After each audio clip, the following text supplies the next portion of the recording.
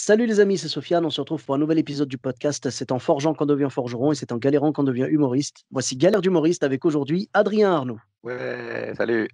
Comment ça Salut va? Adrien, comment tu vas? Ça va, on est là, hein. Merci beaucoup d'avoir accepté l'invitation. Tu avais une ou plusieurs anecdotes à nous raconter? Moi, ça fait 8 ans que je fais du stand-up et là, en plus, avec le confinement et le covid, en gros, tous mes souvenirs, ils sont un peu mélangés dans une espèce de grosse boule de galère, en fait, tu vois? C'est-à-dire que si on me demandait: «Alors, t'as des anecdotes de galère de scène?» Je peux te parler de genre tous les soirs. Bah oui, J'ai voilà. l'impression que tous les soirs, je peux trouver un truc, tu vois? Si tu genre galère et si t'as des sous-catégories qui me permettraient de creuser un peu dans ma mémoire et Ben, en fait, de revivre, certains de ces traumatismes. on va les analyser ensemble et puis voilà, installe-toi sur le divan et parle-moi de ton enfance. Non, Bon, ben on en peut fait, rester sur la scène. bah, la scè bah, te après, tu sais, les galères de scène, peuvent venir de choses de l'enfance aussi, hein. Moi, je vois mon cas déjà. Les traumatismes, en fait, souvent, tu vois, remontent à l'enfance et tout et moi, je vois le fait de monter sur scène, j'ai l'impression que c'est parce que, tu vois, quand j'étais gamin et tout, je cherchais à être approuvé, validé par les autres, aimé tout simplement et bon, bah, voilà, quoi, ce que j'ai pas eu comme amour à ce moment-là, je le retrouve sur scène avec mes spectateurs qui me manquent tellement. Ah punaise! Enfin bref. En tout cas, pour en revenir à l'histoire de la boule de de galère, je comprends totalement ce que tu veux dire et dans ce podcast, en fait, on utilise toute la boule. Vraiment tout le truc. On Voilà. peut, autant raconter des galères, de solitude sur scène, de bide, des soirées qui se sont passées, bizarrement avec quelqu'un dans le public qui disait quelque chose de spécial ou je sais pas.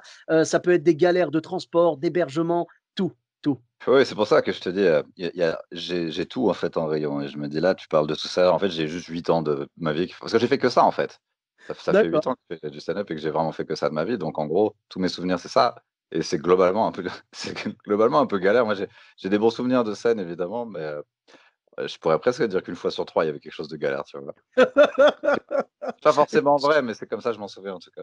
Ah mais en tout cas, ouais, une fois sur 3, je veux bien te croire. Quand tu fais que ça, c'est sûr que tu t'y exposes plus et voilà, après ça fait des souvenirs. Mais si par exemple, si je te dis, l'anecdote, tu vois, genre si on te demande quelle est l'anecdote qui t'a le plus marqué dans ta carrière, voilà.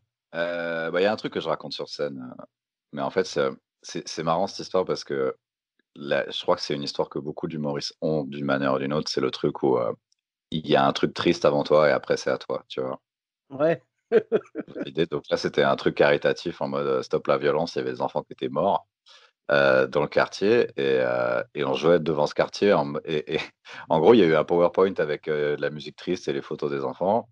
Après, il y a eu un discours des amis de ces enfants qui étaient décédés, en mode ils faisaient des poèmes hyper tristes et tout et ensuite c'était à moi, quoi.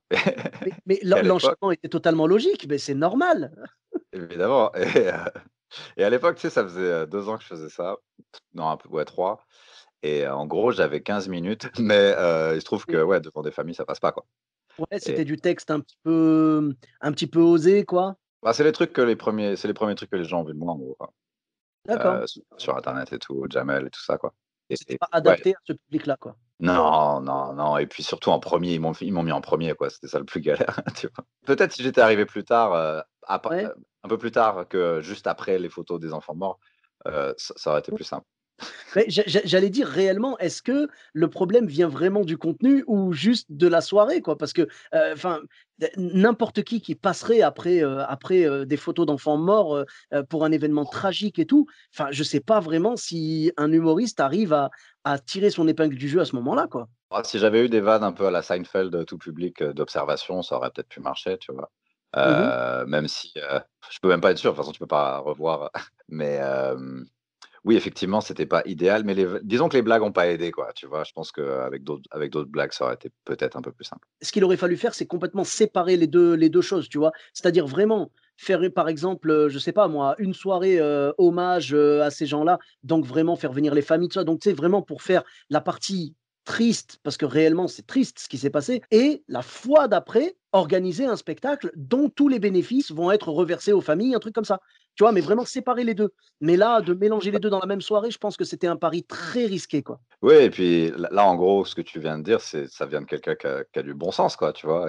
Et souvent, les gens qui organisent des spectacles, le bon sens, c'est pas le premier truc qu'ils ont, Ouais, quoi, tu vois? ouais, bah, tu vois, tu Et me rappelles, tu connais Selig? oui, oui.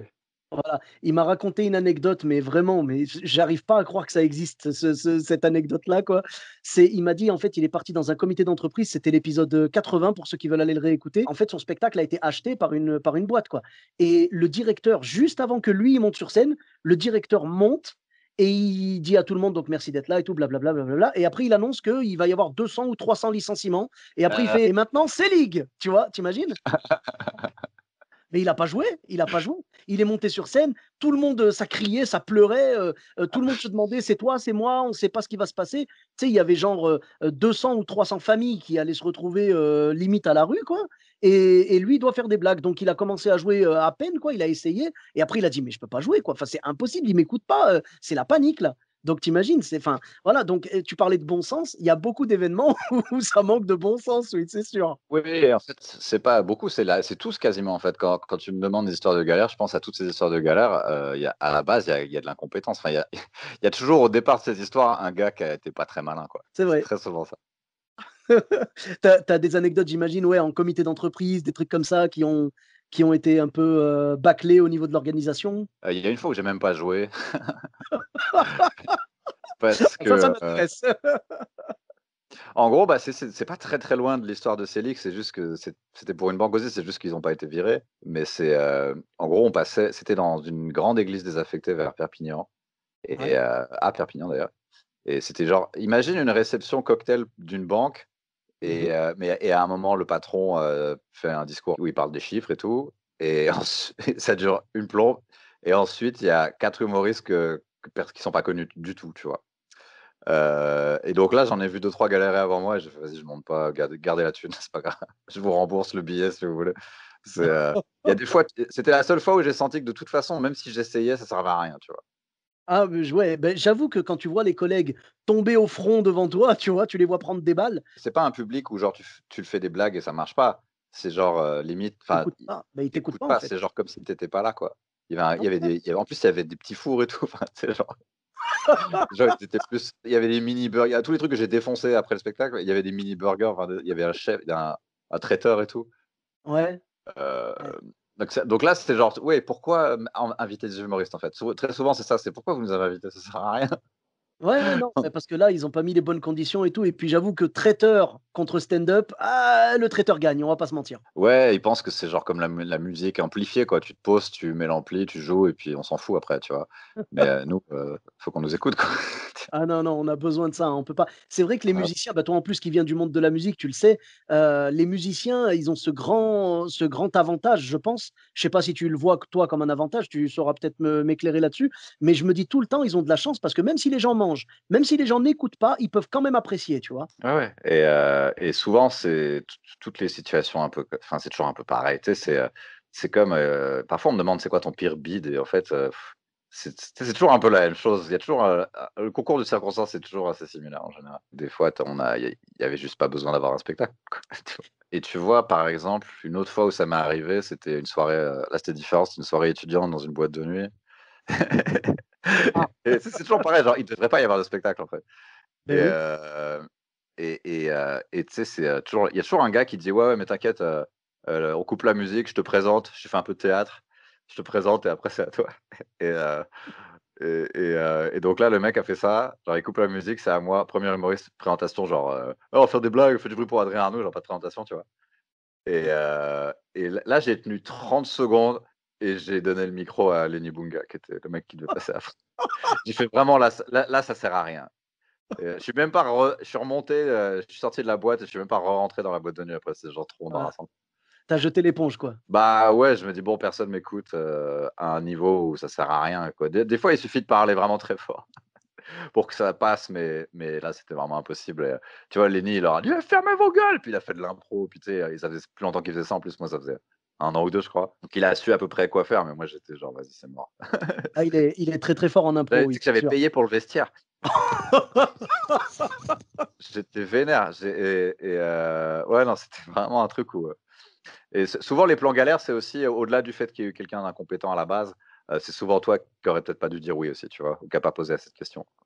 Ben, le problème, c'est qu'au début, tu vois, quand tu commences, tu prends tout, quoi. Tu as besoin de jouer, tu as besoin de stage time, quoi, tu vois? Tu veux Ouais. vraiment, gagner en expérience, en aisance, en tu vois, genre en facilité de jeu et puis, tu te dis aussi qu'il faut que tu te forges. Donc tu acceptes tout et quand en plus c'est payé, 7,80 €, bah là, tu peux pas résister, quoi. Ouais, ouais, ouais, moi, il m'a fallu, j'ai attendu 4 ans peut-être avant de commencer à poser plus de questions aux organisateurs qui me proposaient des trucs et à, par exemple, dire: «OK, s'il y a pas de micro, je joue pas, je c'est pas grave, je vais être banni de Heureux et Malmaison, c'est pas la fin du monde», tu vois? Mais au début, tu prends tous les plans effectivement et c'est là que les plans galères viennent parce que tu as dit oui à des trucs qui devraient pas exister et où tu aurais pas dû dire oui, quoi, tu vois? Ouais, mais après tu te dis, «De toute façon, si j'ai pas ça, j'ai rien». Ça va me permettre Oui, peut-être oui. de gagner en visibilité parce que aussi tu sais jamais qui est là dans le public, tu sais pas, tu vois? Moi, je crois pas trop à ce mythe. Par contre, ce qui est sûr, c'est que, c'est important pour un humoriste d'avoir des histoires comme ça, parce qu'un jour, tu vas stresser pour une alors qu'il y aura pas de raison et tu vas faire: «Pourquoi je stresse alors que, j'ai joué dans une église?» Tu vois? C'est ce genre de galère, ça me sert à quand les conditions sont bonnes et que je stresse, je me dis: «Ça sert à rien de stresser, tu as survécu à bien pire que ça, quoi», tu vois? Beh, tu te souviens de tes galères et puis tu relativises, quoi. Et d'ailleurs, tu parlais de galérer, en gros, dans une église. Ça me rappelle que moi-même, j'ai eu la même chose, tu vois? Ça vient de me revenir là. J'ai joué dans une espèce de chapelle avec 2 copains. On devait faire genre, je crois qu'eux, ils faisaient 10 minutes et moi, je devais faire genre, 30 ou 40. On se concerte, on se dit: «Allez, ils sont un peu durs ce soir». C'était des jeunes, devant des jeunes un peu des jeunes de quartier et tout et on s'est dit: «Allez, on va y aller, on va se» tu sais, on se donne de la force, on y va à fond et tout. Ils sont malheureusement, les jeunes, ils étaient pas réceptifs du tout. Les 2 vraiment, malheureusement, ils ont pas réussi à les choper. Ils écoutaient pas, ils étaient tu vois? Mais bref, ça s'est quand même pas trop mal passé, on va pas se mentir. C'était pas des bides, attention, hein, c'était pas des bides. Mais moi non plus, je veux dire, spoiler alert, moi non plus, j'ai pas réussi, hein, je te rassure. Sauf que je devais tenir, moi, une demi-heure, je crois, ou un truc comme ça et j'arrive comme Waouh! ça derrière et je joue et en fait, pendant une demi-heure, j'ai joué, tout seul, quoi, quasiment. Il y avait quelques personnes qui m'écoutaient, je les voyais, mais la plupart ne m'écoutaient pas du tout, ils s'en fichaient complètement et j'ai tenu jusqu'au bout et à la fin, je leur ai fait: «C'est bon les gars, j'ai survécu» et ils m'ont dit: «Mais waouh, franchement», tu sais, en fait, ils m'ont dit quelque chose tu sais, enfin, j'essaye de travailler là-dessus, c'est que je veux vraiment que ça ne se voit pas sur ma gueule quand j'ai envie de mourir, tu vois? À ce moment-là, c'était le cas et je voulais vraiment que ça se voit pas. Donc ils m'ont dit: «Waouh, mais punaise, on aurait vraiment dit que tu t'éclatais et tout». J'ai dit: «Non, non, pas du tout». J'ai dit: «Mais voilà, j'étais obligé de donner le change et tout» et j'étais content parce que ça, c'était mon but, tu vois? Une des premières fois que j'ai joué sur scène, j'ai fait la première partie de Samia Orozman, 2 soirs de suite. Le premier soir, il y avait, 2 personnes dans le public et le deuxième soir, la salle était pleine. Le premier Ouais. soir, elle a joué normal, elle a joué professionnel et tout, théâtre, nickel. Le deuxième soir, elle a joué pareil et moi, je me suis dit: «C'est quand même beau de pouvoir déployer autant d'énergie devant 2 personnes que devant une salle pleine» et je me suis dit: «C'est ça mon but, c'est vraiment arriver à donner le change et ne pas montrer que, c'est un fiasco total» et voilà. Donc c'est ce que Ouais. j'ai réussi à faire pendant une demi heure, tu vois? J'ai fait un peu le poker face, tu vois? Genre et puis en mode, je m'éclate, tout va bien, je joue devant l'Olympia et puis après à la fin, les collègues m'ont dit: «Waouh, ça se voyait pas que tu avais envie de crever, quoi» et donc j'étais content, j'ai réussi à donner le change. Mais est-ce que ça vient pas du fait que ce sont pas des lieux pour ça à la base, tu sais, c'est pas des vraies salles Ah de bah si, théâtre et tout? Mais c'est si, si. dommage parce que la salle était belle, hein. Ah oui, oui, il y a plein de lieux et tu sais, c'est pareil que par exemple, pour moi, je pense que le plein air, c'est pas vraiment cool, tu vois? C'est pas Ouais. vraiment fait pour ça, donc il y a des lieux où, ouais, effectivement, quand ça marche pas, il y a souvent une raison. Une f il y a entre les 2 confinements, j'ai fait un truc, c'était dans un resto et tu sais, c'est toujours pareil, il y a genre le baby-foot à 10 mètres et ils avaient ouvert les fenêtres qui donnaient directement sur la rue, donc il y avait, genre les camions des éboueurs, enfin, le public, c'était des gens qu'ils avaient rabattus, ils les avaient ramenés de la terrasse, ils étaient pas là pour voir le spectacle, enfin, tu sais, C'est des otages, tu quoi. peux pas faire de miracle non plus, tu vois? Malheureusement, en fait, quand les gens sont pas, au courant qu'il y a un spectacle ou quand on les force un peu à venir, c'est beaucoup plus difficile de les avoir que des gens qui sont venus, qui ont payé pour ça, quoi. Ouais, ouais, ouais, ouais, bah, ça, c'est sûr. Et tu tu projettes un film devant des gens qui étaient juste posés, dans un parc et tu leur montres un enfin, tu vois, genre, c'est une agression, quoi. Ouais, mais c'est ça. Bah, je crois que le pire, c'est quand les gens ne savent pas qu'il y a un spectacle et qui viennent pour manger et qu'après on leur dit: «Non, non, Ouais. taisez-vous il va y avoir, un spectacle là, donc soit vous restez ici, mais vous vous taisez, soit vous allez autre part et tout». Les gens, ouais, on les chasse un peu, mais je pense que là, ça vient de la communication en amont. Il faudrait vraiment mettre un gros panneau, tu vois, déjà, surtout sur les réseaux sociaux et puis un gros panneau devant l'entrée: «Ce soir, spectacle», tu vois? Voilà, pour pas induire les gens en erreur, quoi. Ah bah, là encore, hein, le bon sens dont tout le monde ne fait pas preuve, hein. Tu sais, c'est à chaque fois, c'est pareil, en fait, nous, on sait très bien ce qu'il aurait fallu faire, Ouais, ouais, ouais, mais c'est ça. mais eux, il y a des gens qui sont ouais, qui comprennent pas exactement, mais bon, ouais, après, pour l'instant, enfin, tant que c'est encore les débuts c'est pas vraiment les débuts du stand-up en tant que truc qui vend des billets, mais le truc où c'est, tu sais, beaucoup dans des bars et des restos et tout, c'est pas un truc qui est vraiment établi, donc ouais, les gens partent avec, ils savent pas du tout comment faire, quoi. Donc ils Mmh. font ça un peu à l'aveugle.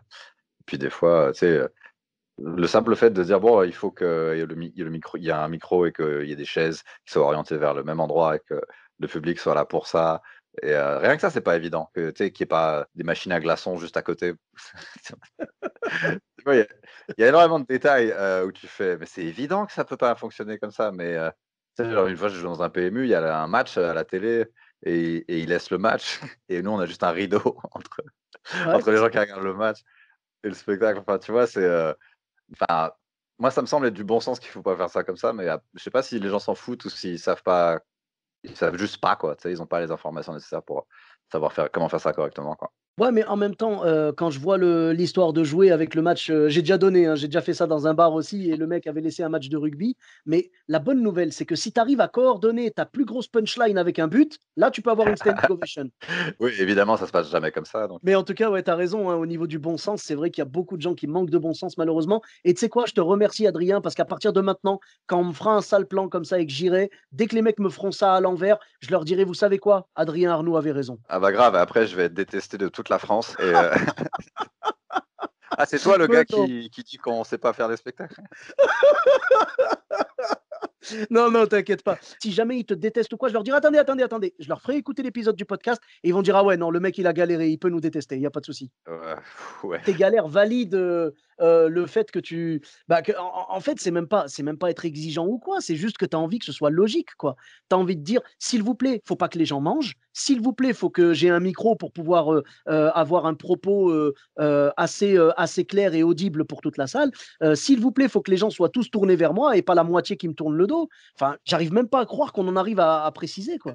Je pense au fur et à mesure, enfin, tu sais, par exemple, il y a pas mal de soirées dans des bars à Paris où, ils m'invitent pour la première et c'est n'importe quoi et puis tu leur dis deux trois trucs qu'il faudrait qu'ils fassent et puis, il y en a aussi qui écoutent les conseils et qui font: «Ah OK» et puis 2-3 mois après le spectacle est cool, tu vois? Et c'est possible de commencer souvent la première d'un plateau quelque part dans une ville, c'est souvent un peu à l'arrache et Ouais. puis au fur et à mesure, le public, se construit et tu apprends un peu plus à savoir ce que tu fais, enfin voilà quoi, tout n'est pas négatif, mais c'est vrai qu'il y a des gens, ça c'est quand les gens, en ont quelque chose à foutre du stand-up si tu veux. Puis après des fois tu arrives, dans des endroits où ils auraient pu mettre n'importe qui, un jongleur, un cracheur de feu, du coup ils en ont rien à foutre quoi, tu vois? Ouais, c'est ça, c'est ça. Mais d'ailleurs, je vois que, d'habitude, tu es réputé pour être, le mec qui inaugure les podcasts et d'ailleurs, je te demande pardon parce qu'il y a eu plus de 150 épisodes sans que tu sois là. Ouais, c'est 150 épisodes. Je suis vraiment désolé, j'aurais dû commencer par ça Smaïn. et donc bah, ah oui, oui, Smaïn en numéro 3, oui, c'est vrai et je pense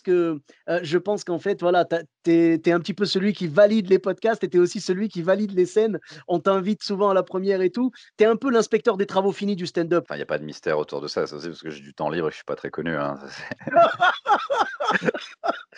Des fois, tu sais, genre, les gens te le font sentir sans même, le vouloir. Il y avait un épisode avec, Pierre Bruno Rivard, un humoriste québécois, bah, d'ailleurs, qui m'avait dit, je crois que tu étais passé dans son podcast, si je dis pas de bêtises, Le Carré de Sable. ouais, ouais, c'est un pote à moi. Il est adorable, il est super, j'en profite pour le saluer et il m'avait raconté qu'il avait été, pris pour un corpo quoi, pour un spectacle en comité d'entreprise et la femme lui a dit: «Oh, je suis tellement heureuse que vous soyez là et tout, c'est super, je cherchais un humoriste, pas trop cher et pas trop connu».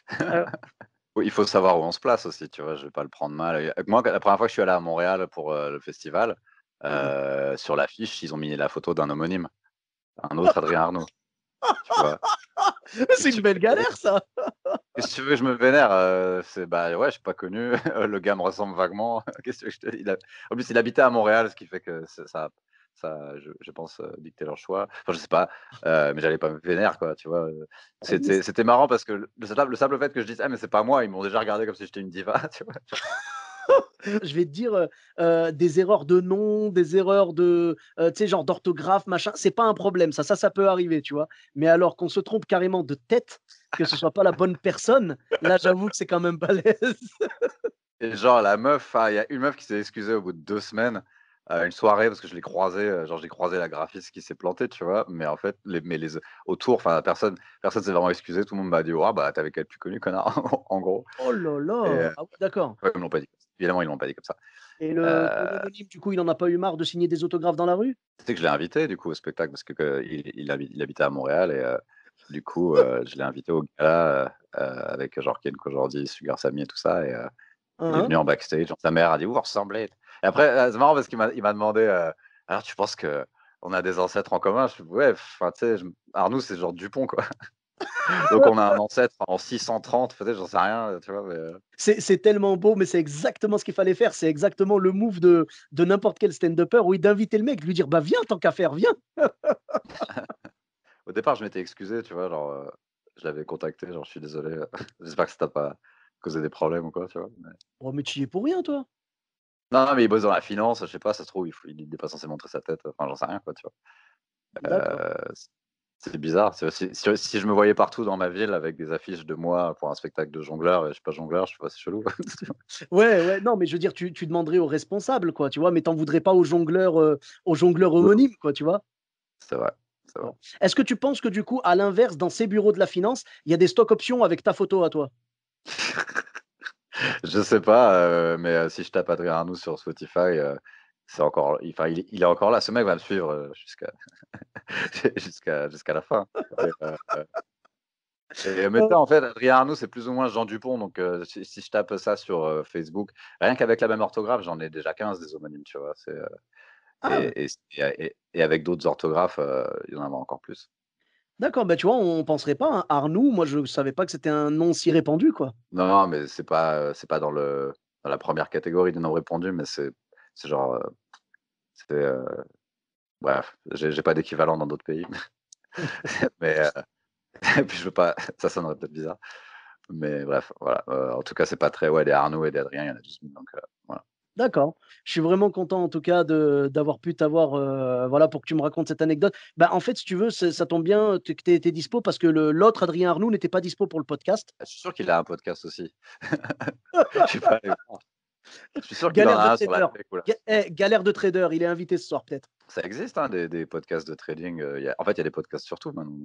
Bon, mais c'est ça que j'aime bien moi avec le podcast vraiment, c'est que si tu es passionné par, la pêche, je sais pas, la pêche à la carpe, vraiment, Ouais, tu vas tomber sur un podcast qui parle de pêche à la carpe. C'est tout. bah, ouais. Tu vas voilà, tu vas te faire plaisir, tu vas mettre ta petite enceinte JBL, sur le côté et puis tu vas pêcher tes carpes, tu vois? C'est tout. Il y a des podcasts pour tout. C'est le vraiment le podcast, moi je trouve que c'est un des plus beaux médias et d'ailleurs je suis ravi que tu aies lancé le tien, hein. J'en profite pour dire à tout le monde d'aller s'abonner à «Laisse-moi finir». C'est vraiment, super intéressant de t'écouter discuter avec tes invités et tout et les podcasts, je trouve que je pense que c'est l'avenir. C'est déjà l'avenir depuis un petit moment et c'est le meilleur moyen de trouver des trucs de niche, tout ça, autant des trucs généraux que des trucs de niche. Tout le monde y trouve son compte. Ouais, ouais, ouais, des fois, tu entends des gens qui se plaignent en disant: «Ouais, il y a trop de podcasts qui parlent de stand-up et tout». Je fais: «Bah, tu sais, si on est 2 humoristes», enfin, moi, si j'écoute un podcast entre 2 musiciens qui parlent pas de musique, je me dis: «Bon, qu'est-ce qu'ils ils vont parler quoi? Du Covid et de la vie?» Enfin, tu vois, ça m'intéresse aussi heu, tu vois, si tu écoutes une interview de Steven Spielberg et qu'il parle pas de ses films, je dis: «Bon, bah, j'aurais bien aimé qu'il parle de ses films». Enfin, tu vois? Moi, je sais que je le prends pas mal non plus, hein. Je connais bah, de toute façon, moi, c'est bien simple. Dès qu'il y a un nouveau podcast sur le stand-up, je m'abonne et je sais que même s'il y a des personnes, même si je sais que le premier invité, ce sera Adrien Arnoux, du coup, hein, on en parlait tout à l'heure. Je sais que ça fera toujours plaisir, de l'entendre et puis d'en entendre d'autres. Moi, ça me dérange pas du tout. Au contraire, c'est même marrant d'écouter, des fois parce qu'il y a des informations qui se recoupent, il y en a d'autres qui sont ajoutées. Tu as des fois les backstage d'une histoire que tu avais pas au départ, tu vois? Donc moi, je dis: «Vive les podcasts» et c'est pas grave s'il y en a plusieurs, c'est pas un problème. Non, je pense que tout c'est comme enfin, c'est pas censé être une compétition. C'est-à-dire qu'un podcast pour un humoriste, c'est un truc où les gens qui t'ont vu quelque part, peuvent se retrouver toutes les semaines. et peuvent graviter autour de toi, tu vois. Donc quasiment tout le monde peut avoir un podcast. C'est juste, bon, bah après, c'est à toi de te débrouiller pour que les gens l'écoutent. Mmh. Mais c'est aussi fait pour, tu sais, c'est un rendez-vous, quoi, tu vois. Mmh. Sinon tu peux compter sur des vidéos de stand-up que tu postes de temps en temps, c'est pas mal.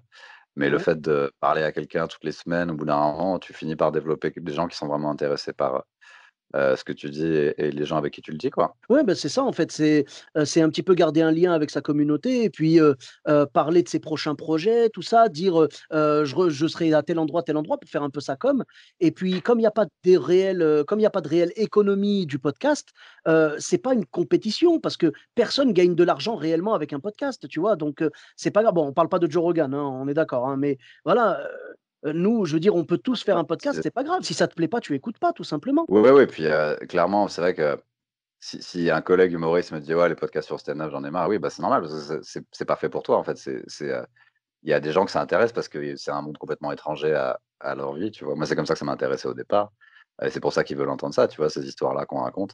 C'est vrai que, c'est pas mes collègues humoristes qui vont forcément vouloir écouter, sauf s'ils débutent, tu vois? Mais, c'est aussi fait pour les gens qui, je sais pas, qui bossent dans des bureaux, enfin, tu sais, qui ont vraiment des vies complètement étrangères à ça et ça va toujours les fasciner ce style de vie et ce genre de trucs qu'on fait. Moi, je travaille dans les bus. Moi, mon boulot, donc je suis chauffeur de bus, dans Ouais. l'équivalent de la RATP à Bordeaux et franchement, quand je roule, moi, j'ai la chance, en fait, si tu veux, de pas avoir un boulot tu sais, qui me monopolise, tout, tu vois? C'est-à-dire, c'est juste, tu fais attention, tu restes attentif et tout, tu conduis, mais tu peux écouter un podcast en même temps, c'est pas un problème. Bah, j'écoute des podcasts toute la journée et ça me fait super plaisir. Moi, je suis un passionné de stand-up, je m'y suis mis à fond et tout, bah, moi, j'ai commencé, il y a 8 ans à peu près aussi et quand je m'y suis mis, vraiment, j'ai dévoré les podcasts, dès que j'en trouvais un nouveau, ben, le premier podcast que j'ai écouté, c'était celui de Dan Gagnon gratuitement et Ouais. vraiment j'ai kiffé, tu vois? Après il y a eu Donc voilà quoi et j'ai kiffé aussi, tu vois? Voilà, il faut i enfin, quand tu commences, c'est bien de se documenter et il y a pas mieux que les podcasts pour ça, quoi. Ah bah, oui, oui, moi j'en ai fait beaucoup des podcasts récemment, où je sais pas qui écoute, mais je me disais: «De toute façon, s'il y a juste un humoriste qui débute qui peut écouter, et tu vois, si ça peut lui permettre d'avoir, tu sais, ça d'avoir quelques conseils, quelques». Moi, c'est comme ça que j'ai appris, c'est en écoutant des podcasts, Mmh mh. d'humoristes, que je kiffais et au fur et à mesure, tu as assez d'astuces pour même pas avoir besoin de prendre des cours de stand-up ou quoi que ce soit, quoi. C'est vraiment la meilleure école. Ouais. Tu as vraiment, ils te donnent vraiment tous les conseils qu'il faut avoir. Ah bien sûr, moi il y a un épisode en particulier qui m'a marqué, c'était dans Donc voilà quoi avec, Sébastien Marx, c'est l'épisode de Dedo. Vraiment celui-là, c'est un des seuls podcasts, voire le seul que je réécoute, pas le podcast entier, mais genre juste cet épisode-là, en fait, je le réécoute régulièrement parce que franchement, Dedo, il détaille plein de choses. Il dit, bah, tu vois, c'est là qu'il a parlé de Comedian de Seinfeld, c'est là qu'il a parlé de beaucoup de gens, tu vois? Comme, Eddie Izzard, il a donné des conseils sur le stand-up, il a donné plein de choses. Moi, c'est un de mes épisodes préférés et je trouve que c'est un de ceux qui m'a le plus aidé, quoi, tu vois. De toute façon, ce podcast, je pense que c'est celui qui m'a le plus aidé, tu vois. Donc voilà quoi de Sébastien Marx. Et vraiment, ça fait plaisir de pouvoir écouter ça. Des humoristes, en plus, tu sais, les humoristes, on est dans le partage avec le public et on est dans le partage aussi avec les collègues. Il y a personne qui va dire non, non, ne m'interviewe pas, je veux pas révéler mes secrets, machin. Non, au contraire, c'est faut faire ça. On se donne des conseils et tout. Euh, on se, on se suggère de ne pas avoir peur des bides parce que clairement, les bides, c'est l'école du stand-up, c'est les bides, hein, c'est comme ça, on apprend comme ça, on avance petit à petit. Et moi, je pense que vraiment, c'est super cool d'avoir des podcasts, de plus en plus de podcasts. Au contraire, si vous avez envie de faire un podcast, faites-le. Comme tu l'as dit tout à l'heure, le but, c'est qu'il y ait des gens qui l'écoutent. Donc, si tu fais un podcast, même s'il y en a 40 000 sur le même sujet, tu fais un podcast et tu réussis à avoir une audience fidèle, eh bien, très bien. C'est magnifique. Et dis-toi, à chaque fois que tu enregistreras des podcasts, tu t'inquiètes pas, au minimum, il y aura moi derrière le volant de mon bus qui écoute. T'inquiète. Ouais, Mais je me ouais, souviens de l'épisode ouais, de Dedo, je l'avais écouté aussi. Il y avait, effectivement, ça m'avait pas mal aidé. J'avais écouté quand j'avais commencé. Il y avait le conseil qu'il donnait qui est évident, mais que j'avais pas, c'était que à partir du moment où tu as l'air à l'aise sur scène, tu as déjà fait la moitié du travail. Et c'est c'est vrai que moi, en plus, c'était une époque où j'étais pas du tout à l'aise sur scène, donc ça m'a pas mal aidé OK, c'est important quand même que ça se voit que je suis pas en nage. Mais c'est la détente. La détente, ouais, Ouais. c'est on va dire la détente, c'est 70 du travail, quoi. L'écriture, c'est ce qu'il disait dans le podcast, je crois. Il disait: «Tu as beau avoir la meilleure vanne du monde, si tu l'as dit un tout petit peu stressé, ça passera pas et tu peux avoir une vanne moyenne, si tu l'as dit en détente, les gens seront morts de rire». Ce qui est très agaçant d'ailleurs, Oui, mais le but, c'est aussi d'avoir justement, à terme, des blagues qui sont excellentes et avec de la détente. oui, oui, je plaisante, évidemment. Mais Ah. oui, Moi, oui, c'est vrai je pense que toi qu'effectivement, ouais, je pense que toi, ça va. Toi, tu as quand même des punchlines énormes et de la détente sur scène. Maintenant, est-ce que ça vient de je sais pas, du côté, tu sais, on se dit avec le tu sais, la voix, parce que je pense que ta voix joue en ta faveur au final, tu vois? Une fois que tu as désamorcé avec des premières blagues pour expliquer tout ça et je pense que ta voix non, mais c'est vrai, tu as une voix chill, en fait. Je sais pas comment dire. j'aimerais un jour ne plus avoir à parler de ma voix sur scène, tu vois? Parce qu'effectivement, si je dois toujours, à chaque fois que je monte sur scène, dire: «Eh effectivement, ma voix va pas avec mon corps et blablabla, ma moustache et tout», au bout d'un moment, je vais dire: «Bon». Tu sais, des fois, tu as juste envie de parler du truc que tu as écrit ce jour-là et je peux au lieu d'être obligé de te chier dessus immédiatement pour que les gens t'écoutent, quoi. Mais bon, c'est vrai que ça aide. Tu es obligé, je sais pas si tu as lu le livre de Christine Bérou, le premier qu'elle avait écrit, «Écrire un one man show et monter sur scène». Je l'avais pas lu, mais je vois ce qu'il y a dedans et effectivement, surtout au début, c'est bien. C'est vrai que, quand ça fera genre 10-15 ans que je ferai du stand-up, si à chaque fois que je dois aller dans un comedy club, je dois dire: «Hey, j'ai l'air d'une merde», enfin, tu sais, genre, il y a une limite à ça peut-être, tu vois? Non, je comprends, mais alors je pense que la limite, c'est la notoriété. C'est-à-dire une fois que tu es connu, les gens connaissent ta voix aussi, tu vois? Donc là, tu auras plus besoin d'en parler. Ouais, Mais pour l'instant, moi, je sais que je suis bien moins, c'est vrai. j'ai bien moins de notoriété que toi. C'est clair que j'ai aucune visibilité, mais les gens qui te connaissent déjà, c'est pas grave, ça les dérange pas d'entendre, ton explication là-dessus et ceux qui ne te connaissent pas vont te découvrir et ça va désamorcer cette petite, crispation, en fait. Parce que c'est ce que disait Christine dans son livre. Elle, avec sa voix qui est une voix enfantine, elle dit: «Je suis obligée dès le départ de désamorcer avec une blague ou 2 là-dessus pour que les gens se détendent». Elle dit parce qu'une fois, elle avait vu un mec monter sur scène et le gars, il avait un cheveu sur la langue, mais il en parlait pas, tu vois? Donc ça fait qu'on savait pas s'il le faisait exprès, si c'était un personnage, si c'était lui réellement, alors que s'il avait commencé en faisant une blague là-dessus pour détendre l'atmosphère, c'était réglé, tu vois? Je vais pas te mentir, effectivement, si dans 5 ans, je dois encore aller au Barbès Comedy Club et faire des vannes sur ma voix pour qu'on m'écoute, au bout d'un moment, je sais pas vraiment ce que je veux faire de ma vie, tu vois? Mais c'est vrai. Ça, faut pas non plus: «Eh ouais, c'est la vie, hein, faut se chier dessus avant, puis après ils t'écoutent». Non, non, il y a peut-être d'autres options. En fait, c'est effectivement, ça aide énormément et ça m'a aidé un milliard de fois. Mais c'est vrai que je me dis: «C'est pas une mauvaise chose de des fois te dire: "Eh, tu sais quoi? Ce soir, on va pas faire ces blagues-là dès le départ et je vais juste faire ce que j'avais envie de faire". Je vais juste Ouais, skipper les 2 minutes de: «Eh oui, je suis une merde», pour aller directement à l'essentiel. C'est bien des ouais, fois d'essayer de te dire, ils peuvent aussi rigoler même si, le nombre de coupes de cheveux, grotesques que j'ai eu, sur scène et j'en parle pas vraiment et je vois pas en quoi ça a changé le rire des blagues ou pas, tu vois? Ou mmh. des fringues stupides ou des enfin, tu vois? Tu pas, comment dire? Si par exemple un humoriste est en surpoids, c'est quand même triste si toute sa vie il doit monter sur scène et à chaque fois dire: «Ah oui, je suis gros», enfin, tu vois? C'est relou, quoi. Au bout d'un moment, Ben, ouais, c'est un peu ce que je fais, je suis obligé, tu vois? ah oui, oui, mais je me dis, tu vas pas en avoir marre au bout d'un moment, tu vois? Oui, mais c'est on en arrive au même problème. Dans C'est-à-dire 6 ans. si un jour j'atteins une notoriété, une visibilité suffisante, parce Ouais, que le but c'est c'est ça. pas la notoriété, tu vois? Si j'atteins une visibilité suffisante pour que les gens me connaissent et sachent que, j'ai fait de l'autodérision sur mon poids déjà et que c'est bon, bah, je passerai directement à la blague d'après. Mais j'ai l'impression que c'est plus une carte d'identité. C'est pas en mode, je vais me détruire pour vous faire plaisir. C'est plus en mode, voilà qui je suis, allez, c'est bon, on peut passer à autre chose. C'est tout. Là, Oui. je critique, mais je l'ai fait un milliard de fois.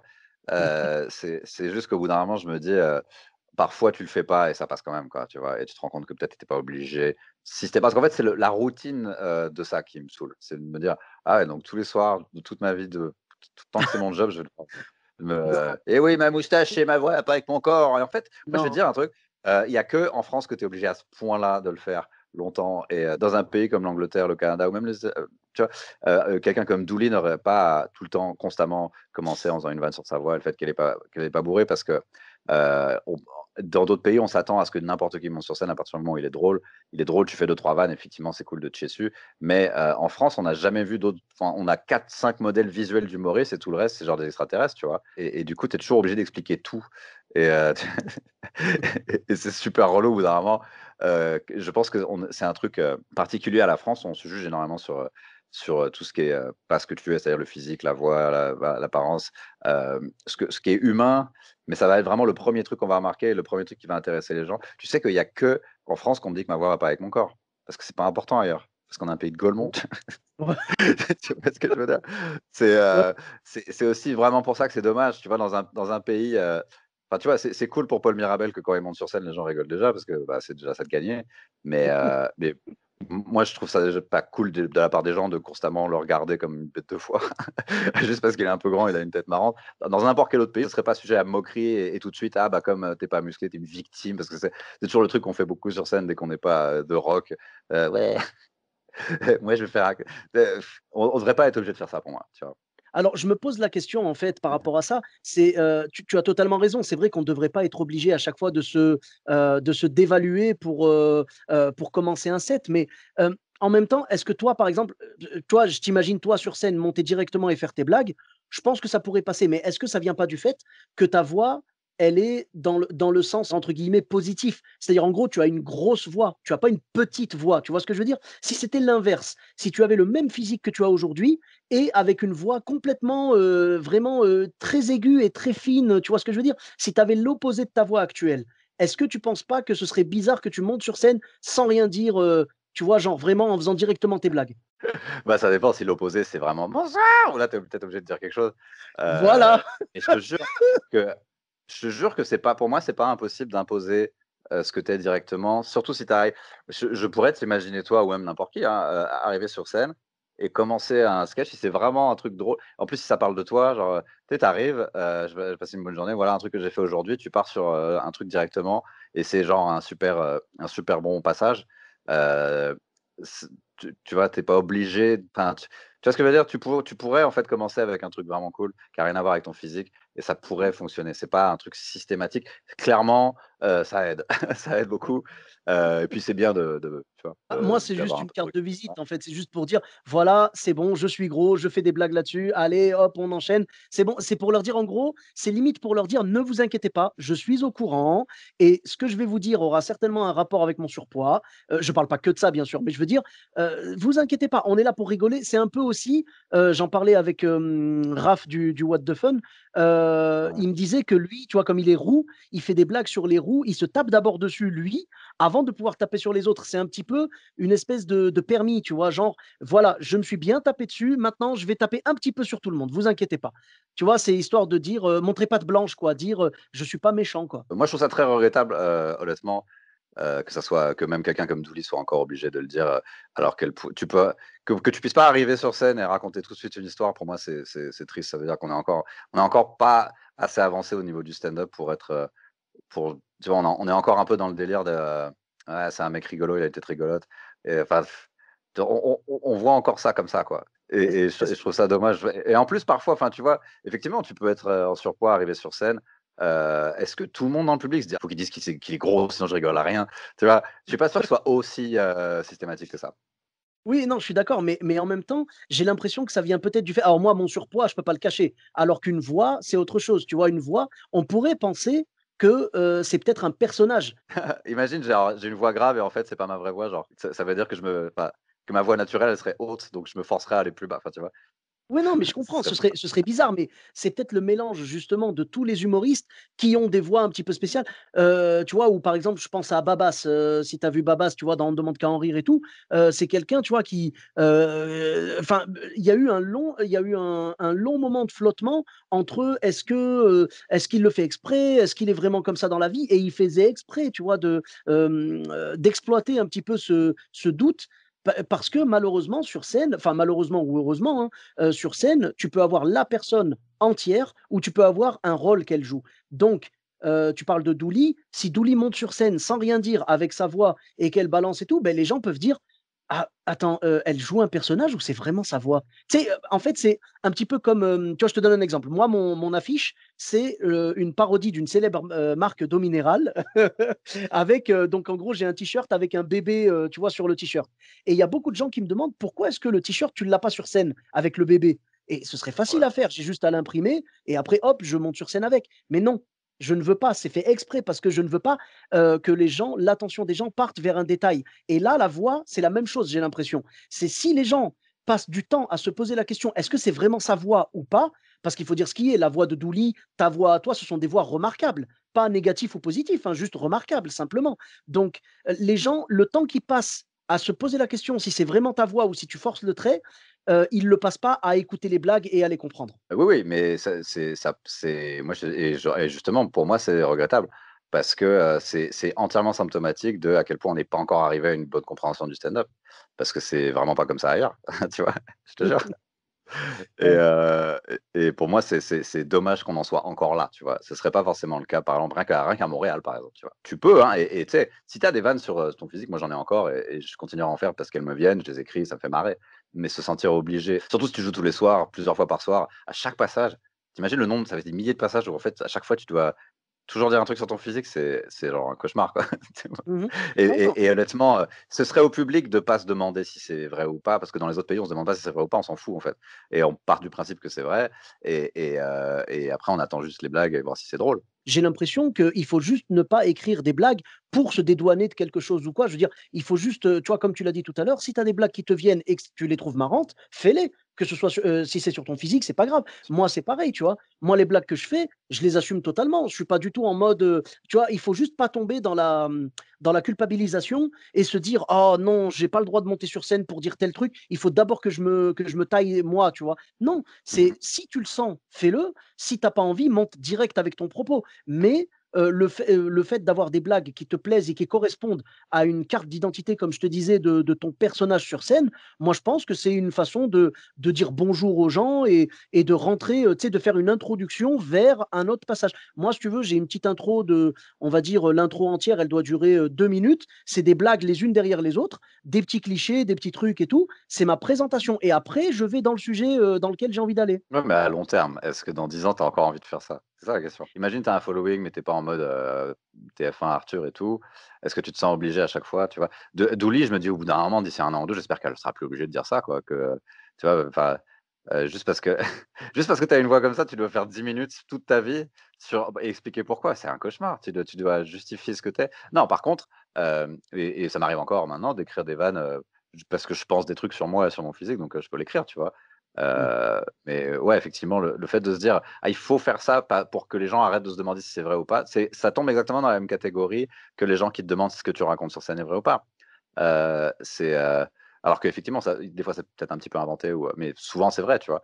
Hem c'est pour moi, c'est vraiment juste qu'ils sont pas encore habitués à cette idée-là, quoi.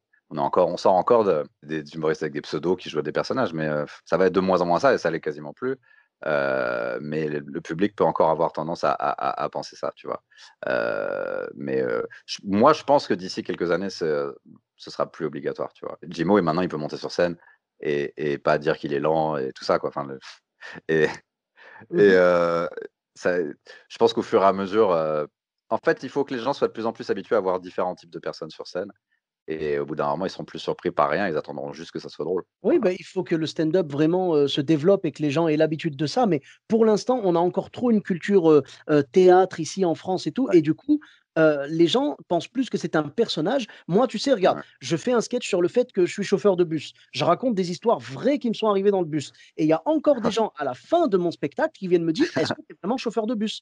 Je le prends pas mal, Ouais, ouais. je le prends pas mal, mais c'est juste pour dire, les gens ne sont pas encore prêts à écouter, enfin, ou à accepter que le stand-up, la personne sur scène va dire la vérité. Après, faut dire ce qui est. Tu vois, regarde, moi, j'ai eu une mauvaise surprise. Une fois, j'ai vu un copain qui jouait un sketch et tout, et il le jouait tellement bien. Tu vois, il parlait de son petit garçon, il faisait un truc genre, son petit garçon, genre, planqué dans sa doudoune. Tu sais, il disait, genre, le gamin, quand il fait coucou, t'as les petites moufles qui sont collées à la doudoune, qui viennent taper contre sa main et tout. Tu vois, enfin, c'était joli à voir, tu vois. Et après, il terminait son sketch en disant, eh bien, je vous remercie de m'avoir écouté, machin. Et pour vous dire, on a tellement aimé cette expérience que avec ma femme, on a lancé le deuxième. Et à la fin, je suis allé le voir et je lui ai dit vraiment bravo parce que ça m'avait vraiment fait rire. Et je lui ai dit, c'est génial. Je dis, il a quel âge ton petit tout? Et il m'a dit, mais j'ai pas d'enfant. J'ai Ouf, buggé, mais j'ai buggé parce que vraiment, vache. il m'avait embarqué. C'était sur le ton du stand-up. J'étais persuadé que c'était vrai. Bah, moi, tu vois, j'étais à l'inverse des spectateurs. C'est que je me suis dit, ça peut pas être faux. C'est impossible. Et en fait, non, c'était totalement inventé. Mais c'était vraiment un truc d'orfèvre. Hein. T'étais persuadé. Ah, tu étais persuadé que c'était vrai, tu vois? Et du coup, ça m'a un peu déçu. Je lui ai dit: «Mais c'est tellement dommage». Je lui ai dit: «Oh, mais il faudrait» j'ai en plus, tu termines en disant: «On a lancé le deuxième». Tu vois? Du coup, ça lui a juste fait une chute et tout et je trouvais ça dommage parce que pour moi, le stand-up, c'est vraiment la sincérité sur scène, la vérité, quoi, tu vois? Donc mais on espère, comme tu dis, tu vois? Tu parlais tout à l'heure de Jimo et tout. Je pense que Jimo, alors aujourd'hui, il a plus besoin parce que justement, il a l'exposition. Il a l'exposition nécessaire pour ne plus avoir à faire ça. Mais je pense que pendant des années et des années, il était venu jouer chez nous, au Gavé Style, donc dans notre scène, du Gavé Style Ouais. le jeudi soir. Il était venu à Bordeaux et il s'était présenté comme il se présentait dans ses premiers passages et tout. Je pense que cette carte d'identité de je suis lent et Limoges et tout, ben, je pense qu'il l'a fait pendant des années et des années. Donc, pour répondre à ta question, dans 10 ans, j'espère ne plus avoir à faire les mêmes blagues sur mon poids ou sur mes origines et tout, mais j'espère en faire d'autres. J'en ai trouvé d'autres et j'en ferai d'autres. Mais Oui, rester bloqué sur ça, non. Mais il faut jamais se sentir obligé, c'est tout. Je me dirai oui, jamais, ah, je dois absolument le faire pour que ça passe ou quoi. Je le ferai juste quand j'ai envie, quand je trouve une blague intéressante, je la fais, quoi. ouais, parce que enfin oui, tu peux raconter. Enfin, c'est pas que tu es obligé de toujours raconter la vérité si tu veux, mais je vois pas le plaisir que ce mec-là peut tirer, de pareil une vie complètement fictionnelle avec un enfant et demi, quoi. Enfin, alors qu'il est célibataire, je trouve ça bizarre. Moi, tu sais, c'est à cause de gens comme ça qu'on me demande, tu sais, je fais un sketch sur mon frère gay et on me demande: «Et alors, tu as vraiment un frère gay?» Genre, je vais inventer un membre de ma famille fictionnel, et je vais me créer un frère gay. C'est comme si je me créais un père noir pour parler du racisme, enfin, c'est ridicule, tu vois? Après, tu vois, par rapport à ça, par rapport à ces histoires-là, c'est justement le fait que peut-être ils sont tombés sur des gens qui ont complètement inventé une vie et ils se sont fait avoir la première fois et maintenant ils se disent: «Oh, allez, je vais quand même vérifier si c'est vrai ou pas», tu vois? C'est ce qui les force en fait, c'est ce qui nous force nous à nous justifier derrière. Moi, je dis aux gens: «Ouais, je suis chauffeur de bus» et pourtant je suis étonné parce que c'est pas comme si je faisais une blague ou 2 sur le bus. Je fais tout un truc où je détaille le métier de chauffeur de bus. J'explique les situations que j'ai rencontrées avec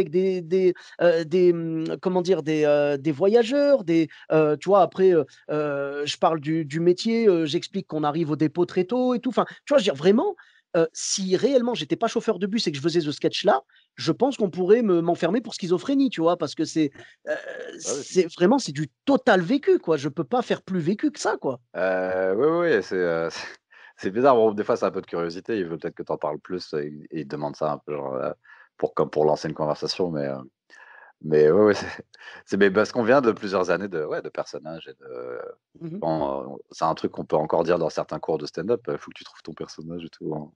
C'est encore très ancré dans la culture, quoi, donc mais tu vois, c'est quand même bizarre d'imaginer que ça puisse ne pas être ma vraie voix, genre, un mec a une un mec a une voix aiguë, il parle avec enfin, tu vois, enfin, ça n'a aucun sens. J'arrive même pas à expliquer pourquoi ça n'a aucun sens, tellement ça n'a aucun sens. Ça peut pas être ma fausse voix parce que sinon ce serait ma fausse voix tout le temps, enfin, tu vois, Ouais, ouais. c'est ridicule. D'ailleurs, je te remercie de l'avoir prise pour le podcast, hein. Bah, ça veut dire que le reste du temps, je parle comme ça, tu vois? Et Mais lâche-toi, sois c'est toi-même, Adrien. non, mais en plus, enfin, je peux monter à différentes octaves en fonction de s'il y a du bruit autour ou pas. Je vais pas avoir une voix grave si c'est le bordel autour de moi et que je dois me faire entendre, tu vois? Ou, et à l'inverse, si je suis genre tout seul chez moi au téléphone et qu'il y a personne, c'est plus simple de parler comme ça. Mais en fait, si je parle là comme je te parle dans la vraie vie dehors, on m'entend pas. Ça D'accord. c'est les mêmes fréquences que genre les moteurs de voiture. Ça se confond avec. C'est juste un espèce de borborygme, c'est tout ce qu'on entend, hein. Ouais, ouais, ouais, ouais, bah, j'imagine, ouais. Du coup, quand on reçoit un coup de fil: «Attends 2 secondes, j'éteins le moteur, il y a Adrien qui m'appelle». J'imagine. Bon, mais écoute, je comprends. Alors ton message à toi, ce serait vraiment, soyons nous-mêmes et ne nous sentons pas obligés de nous détruire sur scène pour tenir un propos, quoi. Ouais, parce qu'après tu te retrouves à dire: «Ouais, le stand-up, c'est horrible parce que ça m'a obligé à me détruire sur scène», alors qu'en fait, c'est plutôt toi qui as pas pensé à plus le faire, tu vois? D'accord, ouais, je comprends. Bah, écoute, je testerai. Moi, j'avoue que j'ai fait alors ça, je le fais, quand je monte sur scène avec un tout nouveau texte.